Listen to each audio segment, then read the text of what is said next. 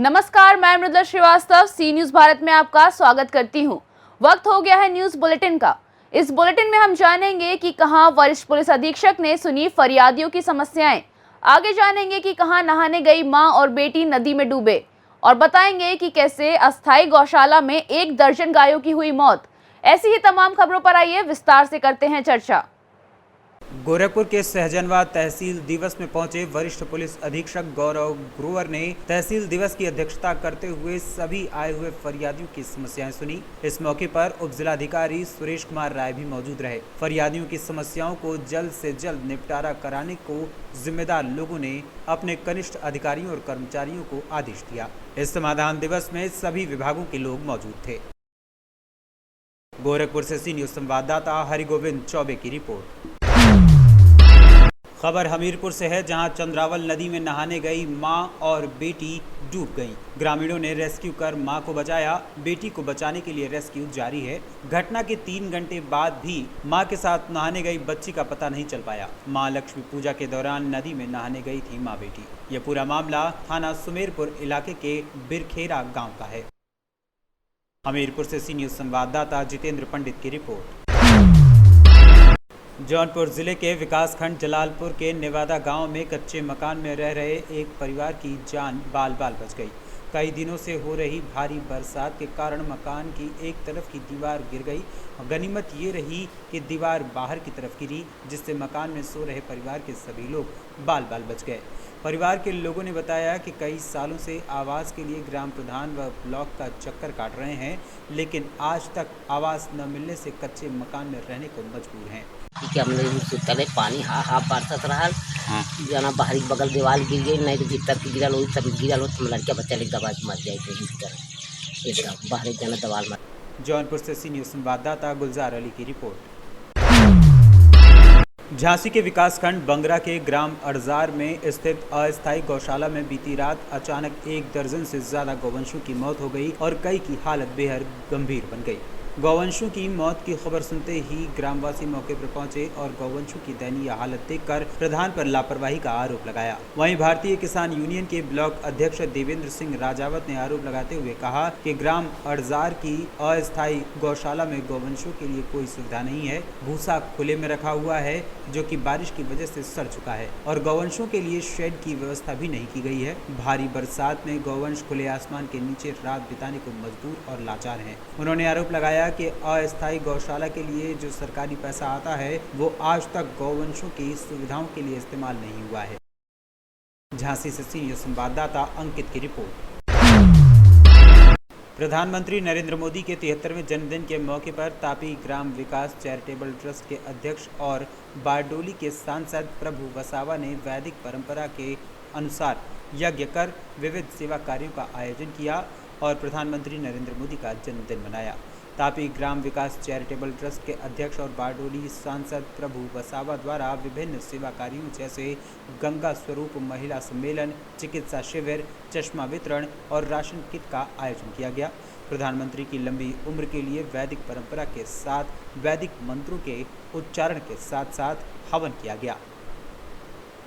अपना देशना आदरणीय वडाप्रधान नरेंद्रभाई मोदी साहेबना 73मा जन्मदिवस निमित्ते आज सूरत जिल्लाના માંડવી ખાતે દરેક સમાજ એટલે કે આદિવાસી, મુસ્લિમ, અનુસૂચિત જાતિ અને ખ્રિસ્તી સમાજની પણ ગંગા સ્વરૂપા મહિલાઓનું સંમેલન રાખવામાં આવ્યું છે।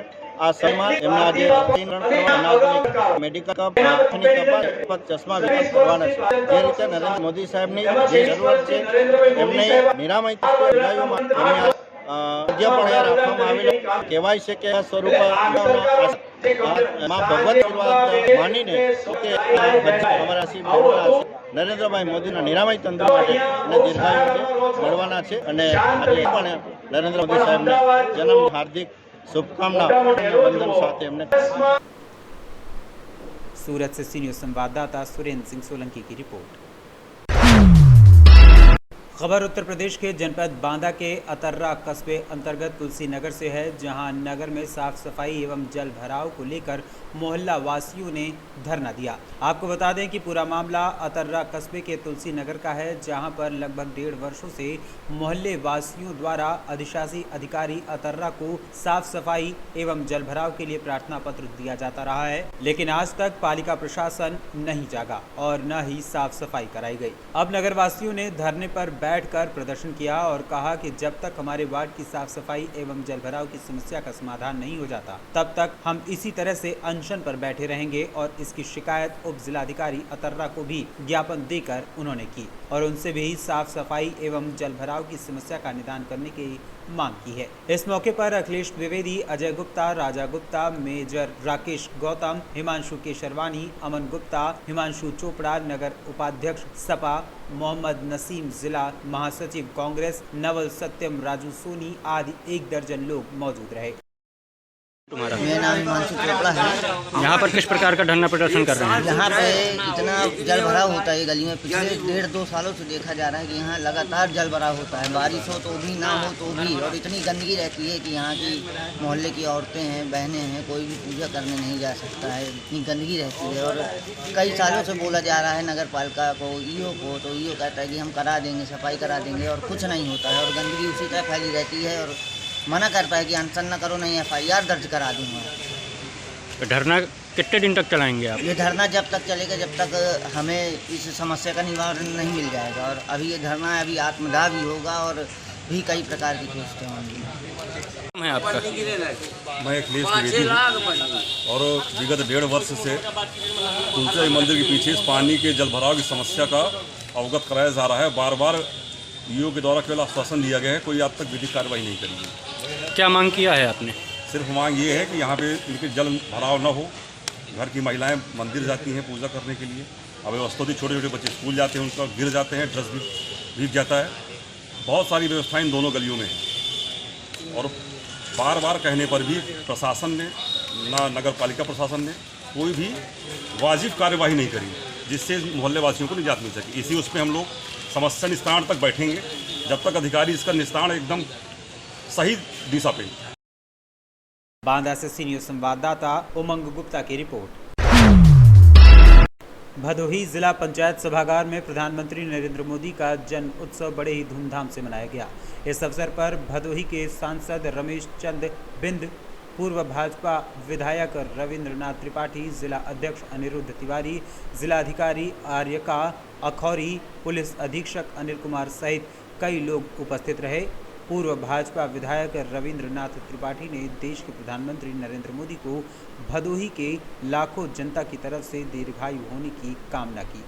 पूरे अगर विश्व की हम बात करें तो इतना लोकप्रिय कोई प्रधानमंत्री इस धरती पे पैदा नहीं हुआ और निश्चित रूप से जो माननीय मोदी जी का आज हम लोग सेवा सप्ताह के रूप में ये कार्यक्रम हर जगह, पूरे उत्तर प्रदेश ही नहीं बल्कि पूरे भारत में हर जगह मनाया जा रहा है। हम सेवा सप्ताह के रूप में इस कार्यक्रम को मनाने का काम कर रहे हैं और निश्चित रूप से जिस तरह से भारत के यशस्वी प्रधानमंत्री श्रद्धेय परम आदरणीय नरेंद्र मोदी जी की अगुवाई में भारत एक शिखर पे जा रहा है, निश्चित रूप से अब वह दिन दूर नहीं है जब हमारा पूरा ये भारत विश्व गुरु बनने के कगार पे है।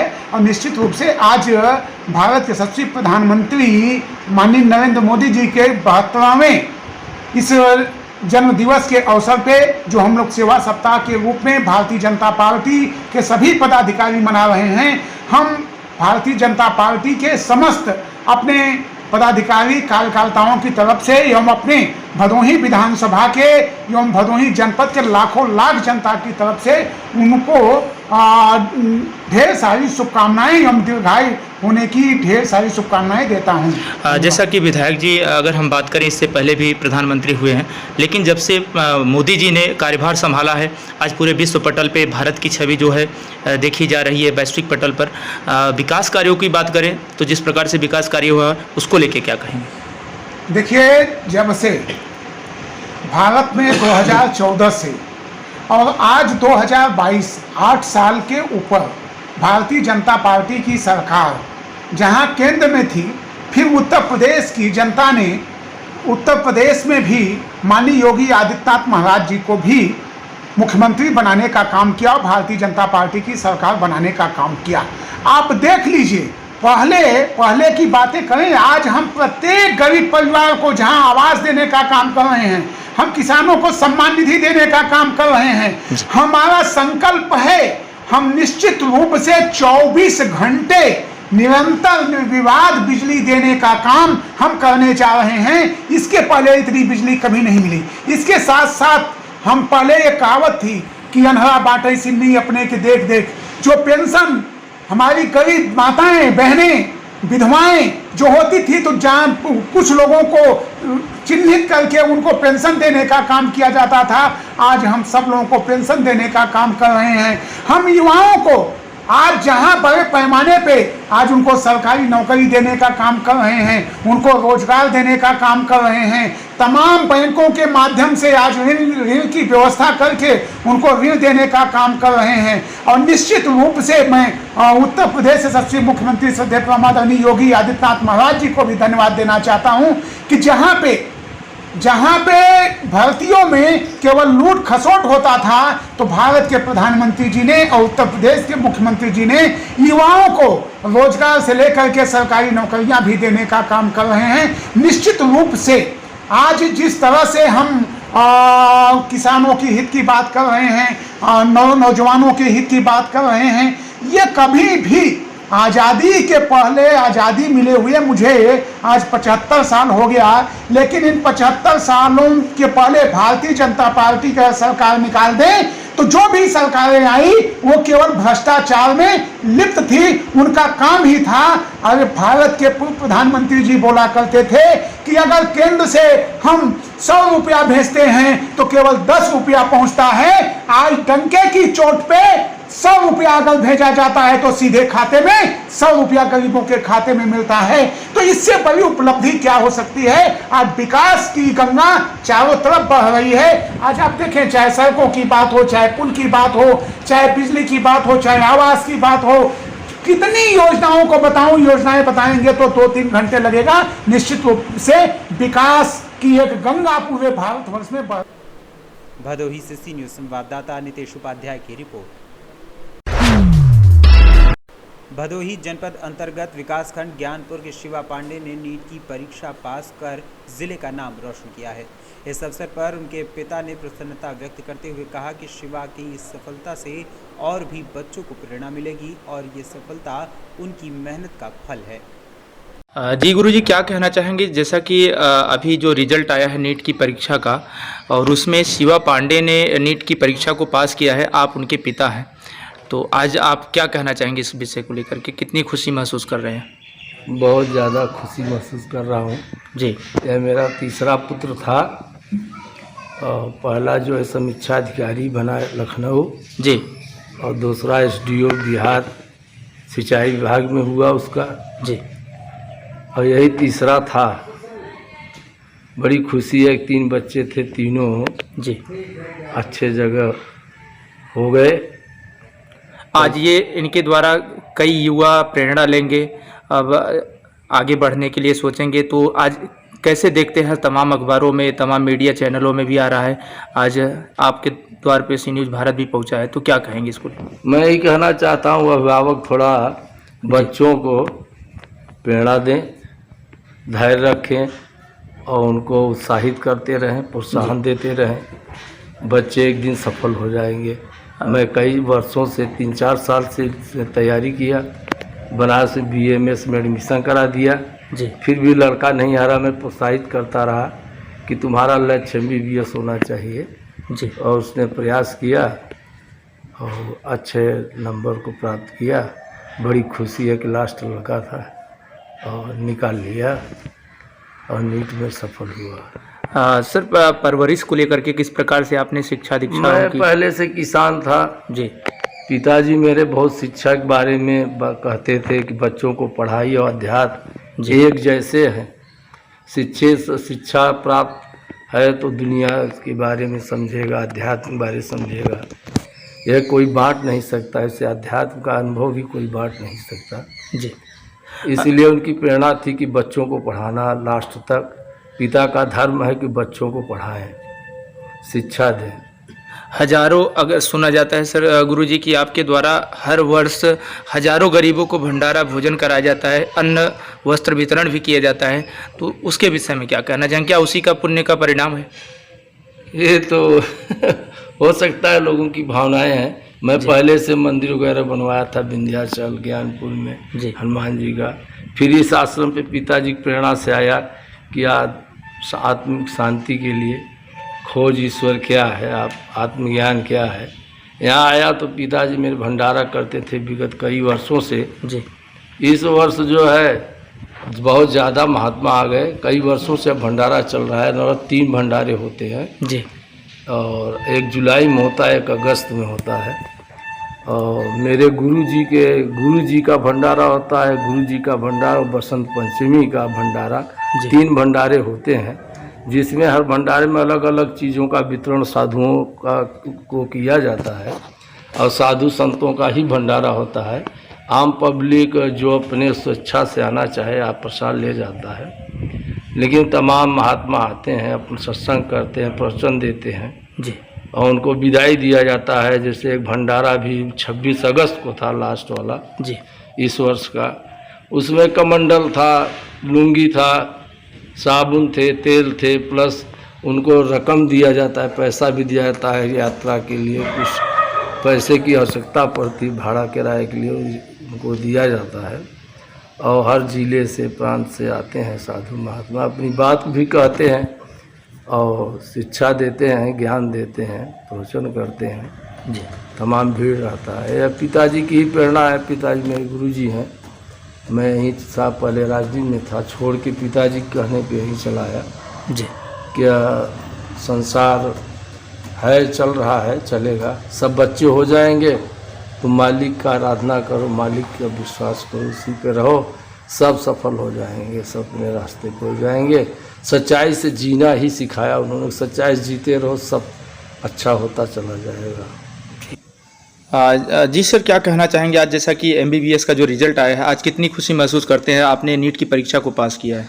हाँ, बहुत ज़्यादा खुश हूँ मैं, और सबसे ज़्यादा खुश हूँ कि मम्मी पापा इतना खुश हैं, उनको देख के बहुत ज़्यादा खुशी हो रही है जी। मतलब पापा चाहते थे कि बन जाए लड़का, और मम्मी तो मतलब मम्मी ही चाहती थी कि मेरा ये छोटा वाला लड़का बने MBBS। उनकी बहुत ख्वाहिश थी वो, मतलब मेरे जो मुझसे जो बड़े भैया हैं उनको सबको चाहती थी कि एक लड़का मेरा कोई ना कोई MBBS बन जाए। तो आपने कैसे तैयारी की और कैसे प्रेरणा मिली आपको इस क्षेत्र में आने के लिए और आगे करने की? जब मैंने 10th पास किया तो मेरा मैथ वीक था, तो मैं बायो की तरफ गया। और फिर पहले से ही मैं मतलब दादाजी थे तो उनके मेडिसिन देना, ये वो करना, तो उसमें लगता था कि ये लड़का बनेगा डॉक्टर आगे चल के। और वहीं से मैं निश्चय किया कि मुझे बनना है जी। जिसमें पापा बहुत सहयोग किए, पढ़ाए हमें। आज युवाओं के लिए आप प्रेरणा बने हुए हैं, तमाम युवा जो भटक रहे हैं मार्ग से, लेकिन आप कहीं ना कहीं सभी लोगों के लिए पूरे जनपद का नाम रोशन किया, भदोही जनपद का। तो सबको हम क्या सीख देना चाहेंगे आज के युवा को? हाँ, बस पढ़ते रहें, कभी मतलब अपने लक्ष्य पे कायम रहें कि हाँ बनना है और बन जाऊंगा, ये दृढ़ निश्चय कर लें कि इसके अलावा मतलब नहीं करना है, मैं बन जाऊंगा, ये सोचते रहेंगे तो बन जाएंगे। और उसके लिए परिश्रम करते रहें हमेशा, एक दिन सफलता मिल जाएगी। ठीक। इस बार रैंक था 9652 रैंक था, ऑल इंडिया रैंक जी जी। और मार्क्स थे 630। भदोही से सी न्यूज़ संवाददाता नितेश उपाध्याय की रिपोर्ट। झारखंड की उपराजधानी दुमका के अंतर्गत रानीश्वर प्रखंड क्षेत्र के दिगुली ऐतिहासिक संताल काटा पोखर निर्माणाधीन कार्य विशेष प्रमंडल की ओर से स्वीकृति मिलने के बाद पहले चरण में गार्ड वाल और बाउंड्री वॉल निर्माण कार्य शुरू किया गया था। गुणवत्ता के आधार पर कार्य नहीं किया जा रहा था, कार्य में जमकर गड़बड़ियां की जा रही थी। शिकायत विभाग के आला अधिकारियों से की गई। संताल काटा पोखर के स्मारक समिति के अध्यक्ष श्याम राय ने ये शिकायत की।